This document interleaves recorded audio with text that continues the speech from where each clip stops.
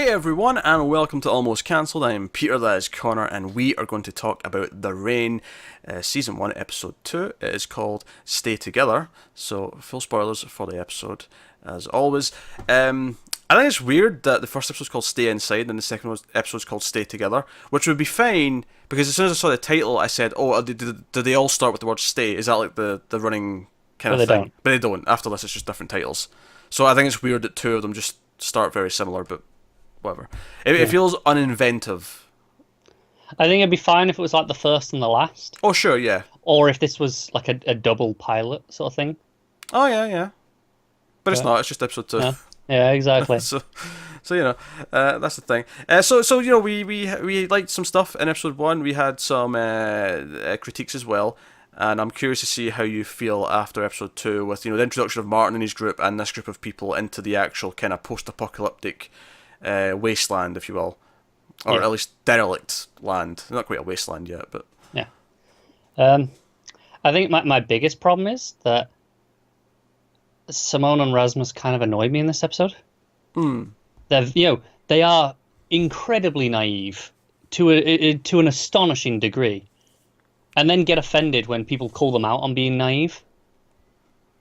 And I'm like, but you are. You can see clearly. Like it takes 5 minutes out here to see. Oh, okay, the place has gone to shit. Yeah, I don't know if I found them quite as annoying per se. I didn't like this episode as much as the first one though. I definitely I think a lot of the stuff I liked about the first one was kind of absent here because it didn't feel like it had the same sense of style. Like the direction just. I mean, we see this all the time where episode 1's getting a guest director and it's better. I don't know if that's that. If that's what's happened here though, is that it's just that they had a better director for episode 1, or if it's just that wants to get out the bunker and treat it and just decide to start treating it differently. It could well be. It just like last episode I told you all those shots of the door, like even like that. It felt so imposing. It had this character to the shot every time we return to it.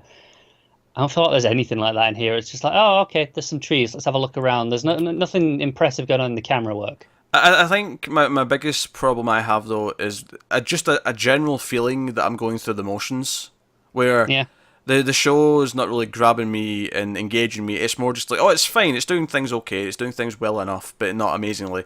But we get to the end of the cliffhanger. It's like, okay, Dad went to the Capitol building. He's left us behind because he was trying to save the world, and he's gone off. And then it cut to, and I went, oh, we're finished. Oh, okay, that's the end of the episode. Right, I want to talk about that because just a moment that I hated personally because it really annoyed me. So she opens the room and the phone dings and lights up, as if either it's just got a message or that it's just it's just finished charging. It's like, oh, I'm fully charged now. It has that. I'm like, what? This phone has presumably been here for years, right? Correct me if I'm wrong. This happens after she turns on the power. Maybe. So I'm thinking it is just finished charging because it just started getting power again. Okay. Because there's like red lights on, but it's not until she goes and it starts up the system that everything else comes on properly. And okay, maybe maybe it's a being plugged in noise. Yeah, maybe. Yeah, maybe after she turns everything on. Yeah, maybe. There you go. It threw me as weird as this phone's just lying around here and just happened to go off. I think I just explained it though. I think assuming things play out in the order that I just said, I think that works. Oh, that's fair. Just fine. It seems weird to have left the phone behind in the first place, admittedly. I guess it's because they just knew it wasn't going to be useful for anything because there's no. Then why bother putting it on charge? Maybe I had to leave in a rush. Maybe they forgot it. That's plausible. There's lots of reasons. Oh, yeah, that's not a concern of mine in the episode. It was just something that came into my head when I watched. I was like, what? Why? I think my biggest problem is that I'm still relatively into Simone and Rasmus to a point. I do think though they point out something in this episode where the other character says, "Oh, if you'd been down there for 6 years, you'd be like crazy," and I'm like, "Yeah, like." Maybe we should play with that, because we were talking about how they had a kind of a weird relationship because they'd been down there alone all this time. Yeah, and there are moments that play with that. Like the moment where Rasmus walks in, he goes and sees the others having sex. Mm-hmm. And I'm like, okay, does he know about all that? Because he was 10, 11. Yeah, how much does he know? I imagine he. I feel like at 10 or 11, you at least know the concept of sex, even if you don't. Yeah, you might. It depends on, you can kind of go either or at that age, right? Yeah, I feel like where the sort of weirdness comes from, if you want to call it that, it feels a bit unfair. It's not his fault, but it's like, since that age, most people from the age of 10 to 16, where he is in that range, that's when you're thinking about that. You're not necessarily exploring it in terms of. I mean, some people are exploring it quite early on, but like you're learning about it, you're thinking about it. At the very least, you're googling boobs. You're going to Google and you're typing in boobs, and you're seeing some Sure. boobs. He's not been able to do that. He's been cooped up with the only person that he knows is his sister. Right. So, now admittedly, if they wanted to go down some sort of weird incest thing, they could, but I don't think they are. That's the thing. There were moments where I thought it was playing like it will go down that route. Like, Oh, right, okay. It's around that time, and then he comes back and holds his sister's hand. It's like there are moments where it looks like they could play that route, but I don't think they are. Because that would make some sense, because obviously she was older, she's 16, 17, she has gotten to an age where she understands that better, she's interested in guys, she understands, whereas he may be having only his sister around and then sees sex, because this is maybe the first time he's ever seen it, right? He's probably never seen, yeah. any type of sex, like, at least if he has, like, it'll be neutered heavily, because he'll be watching a movie that's PG-13 at most, right, say.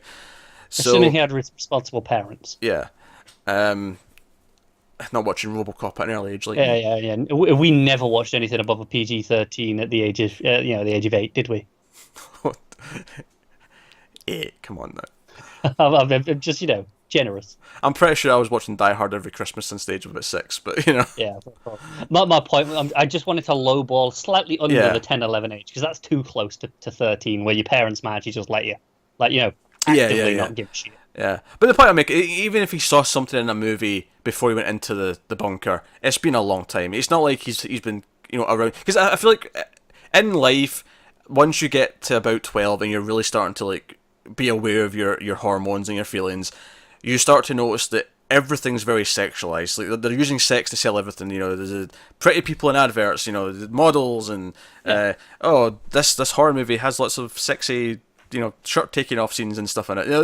You start to notice. Yeah, it's just around when you get to a certain age, and I feel like he's been oddly away from all of that. Everyone else is older than him. Everyone else presumably experienced some of this before the apocalypse, if you want to call it that, happened. Right. So I think there's maybe an interesting route to go down there where he does have weird feelings, and maybe he does like because Beatrice has been nice to him, because it's her and Martin, who's sort of the leader of the group. Maybe like he does have some sort of crush on her, and he feels this weird jealousy now because he's seen her with him. And there are points on that I kind of like. You're going, oh, you were down there for 6 years. You go, man, he's got these drawings, and they're kids' drawings. They're spaceships and dinosaurs. And the guy's making fun of him, and you feel kind of bad for him. It's like, no, he's like he probably never got the chance to grow out of these things. Yeah, because he didn't have any new influx of content that he saw. It's whatever he knew before he went in. That's what he got. There's no internet down there, I assume. And I'm assuming his sister taught him what she could, but there's only so much she can like teach him about. Yeah, because it's not even like she has any material. She can only teach him what she can know in her head already. Yeah. It's not like she can whip out like the internet herself and look stuff up. It's not like she can whip out a textbook. She can only teach him what she fundamentally just knows.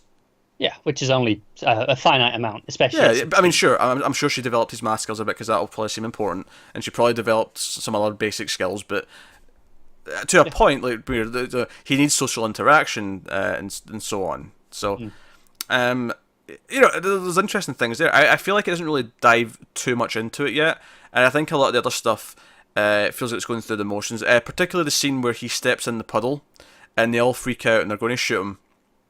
And I was actually thinking, this is where we find out he's immune, because nothing's going to happen. I was too. Yeah. And I feel like that's still coming later on, but they check his foot, and his foot's not wet, and I'm like, okay. I thought it was interesting that they never showed us that. We just had to take her word at it. Yeah, yeah. So maybe it was wet, and she was just like, you know what, I'm not going to say anything, I'll just let him die. Yeah, maybe. And then maybe like in 2 episodes' time, she'll be like, by the way, I lied. His foot was wet, and he's still fine. Yeah. He's over there doing jumping jacks. He's like healthier than any of us. What's happening? So yeah, no, there's some interesting stuff. But I mean, the episode is basically they're going to leave them to die locked in the cell, which is particularly cruel, I thought. But she's like, no, I know where the other bunkers are. I know where food is. Like, you need me. I can take you there. Yeah.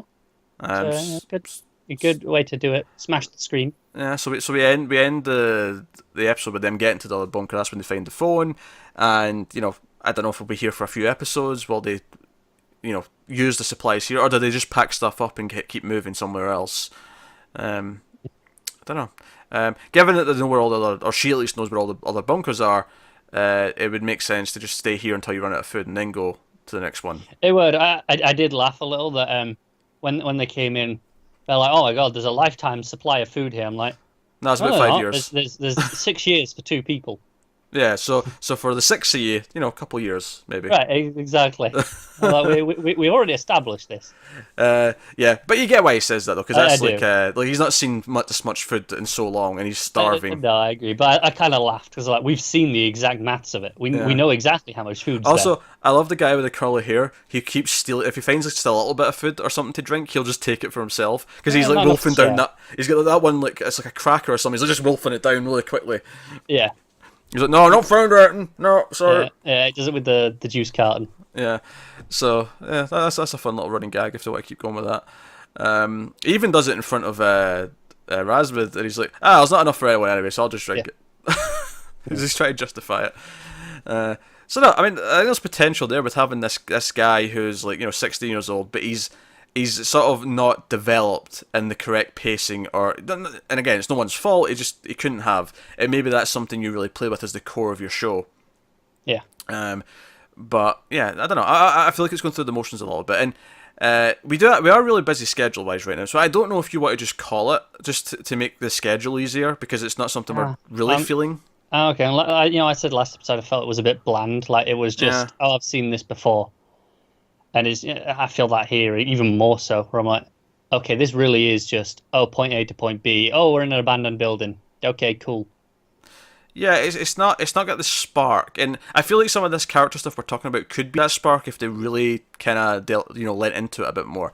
But they're kind of playing some of the key survival stuff as the fun stuff, and while it can be, it is just kind of bland in that regard. Yeah, it's if that's going to be your thing, you've got to really make it stand out. And I've seen this stand out elsewhere better. Because the scene where they come across these other people who have masks on who go around killing everyone they see, and they like hide under this heat blanket so they can't, the thermal sensors on their drone don't pick them up. I assume these are the government of some sort. Yeah, maybe. Because we know that we had the flashbacks with the military stuff. Yeah. So I assume this is an extension of that, perhaps. And I was like, that scene itself just kind of like, okay, this played out, and it was fine, but like I was never excited, I was never tense because they were hiding. Yeah, there was things like, what my problem was is afterwards, there's the woman running away, and Simone's like, well, we have to go help her. We have to go, she's calling for help. We should go and do it, and that made sense because she doesn't know any better yet. Yeah. But Beatrice is like, yeah, sure, why not? It felt a little weird for this hardened group of survivors that have been ignoring everyone. She was quite happy to ignore it 20 seconds ago. She kind of just flips quite quickly for me. I don't think it's so much that she flips. I'll stick up for that a little bit because I feel like it was like a gradual thing because she felt guilty when she was talking to her at the door when they were going to leave them behind. And then she was talking to Erasmus, and it felt like gradually over the course it's like she was remembering. Oh yeah, we used to be better people than this. So I'm okay with them wanting to help. I'm also okay as soon as she's in the water. It's like no, she touched the water. Because I was actually thinking that like is the water that's just lying around, is that still like contaminated? And sure enough, she just like touches the water, and he's like, okay, headshot. Well, we see it still rains as well. It wasn't a one-time occurrence. Yeah, the rain's still up there. So. Again, it works, but the entire scene didn't like have the excitement that I would have wanted it to.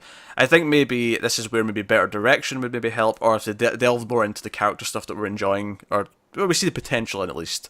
I think that's where it could go. Now, admittedly, I think had we not been so busy right now, we might keep just giving this a chance and let's see if it develops a bit more.